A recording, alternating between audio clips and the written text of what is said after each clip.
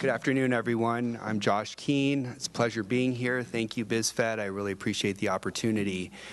I'm here today to talk about liability issues and where is California with the liability issues these days. There hasn't been a lot of case law out there. However, there is one seminal case, and that's the case I kind of want to focus on because this is really important for property owners, businesses, even major lessees who have long-term leases in these buildings, because the decision in this case is the current precedent, and it's broad enough to carry throughout what is now transpiring and some of the new laws that may come into effect within the next few years. The case is called Monarch versus Mastani, and it dealt with a unreinforced masonry structure that collapsed in the San Simeon earthquake in 2003, killing, unfortunately and tragically, 2 people. And it's important to kind of go through the history of what happened to kind of get a real understanding of what this case is about.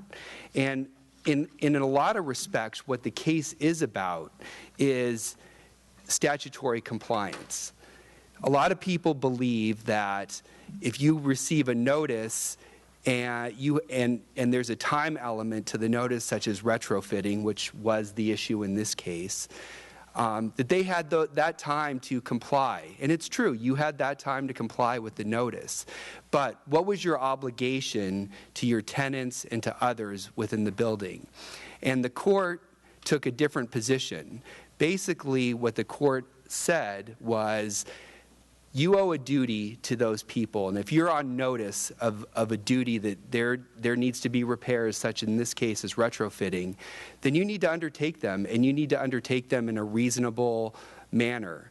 In this case, the city, the local government, gave the owners, Mastanis, quite a few years, and in actuality, it got extended out to where they had to finish the retrofitting on over 100-year-old building in 20 years practically from the date of the notice.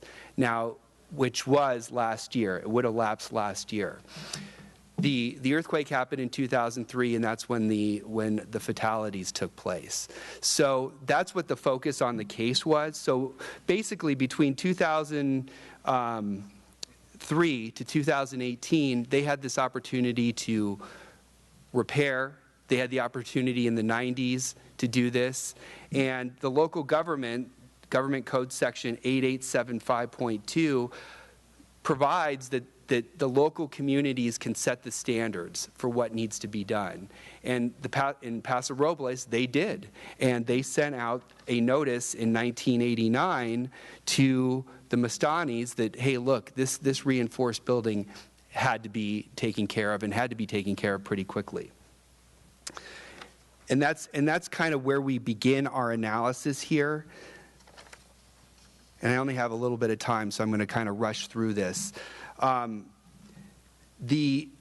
What happened is on December 22nd, 2003, Myrick and another fellow employee were working at a clothing store in the downtown area where the building collapsed. And it's known as the Acorn Building. And this case is kind of known as the Paso Robles earthquake case. So if you don't know Myrick, or you kind of heard this other name, the Paso Robles case is a very synonymous name with what happened out there. Since that time, believe it or not, Paso Robles has really kind of conformed, and 90% of the downtown buildings have been retrofitted. So there's been some really good results that arose out of these issues. But really what the focus on this case was, again, is statutory compliance. Just because you receive a notice and you have time to comply with the notice does not get you off the hook if you're a building owner. As a building owner, you have to conduct ordinary care in your evaluation and to protect the tenants and to protect the rights of the people and their health and their safety.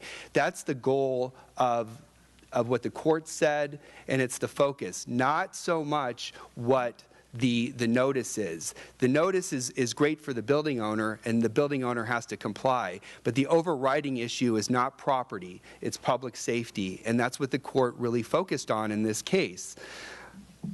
In the Southern California area, the likelihood of having a 5.0 earthquake is probably 95% or greater.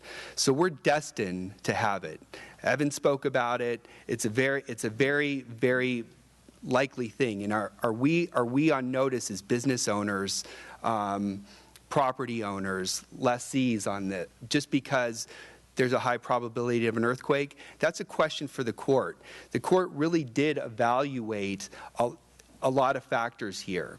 One of the very interesting factors is during this period of time, the building owners decided to spend $250,000 on an elevator improvement project, as opposed to spending it on the retrofitting.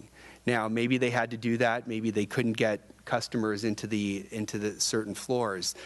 And even though the Mastanis tried to exclude this evidence at the time of trial, the court let it in because it was circumstantial evidence. Hey, you decided to do XYZ over a retrofit. Now, it's a gamble. It's Russian roulette, because sometimes if the earthquake didn't happen and they retrofitted in time and they did the upgrade with the elevators and they did the upgrade with the building, then they got away with it. But in this case, they did not.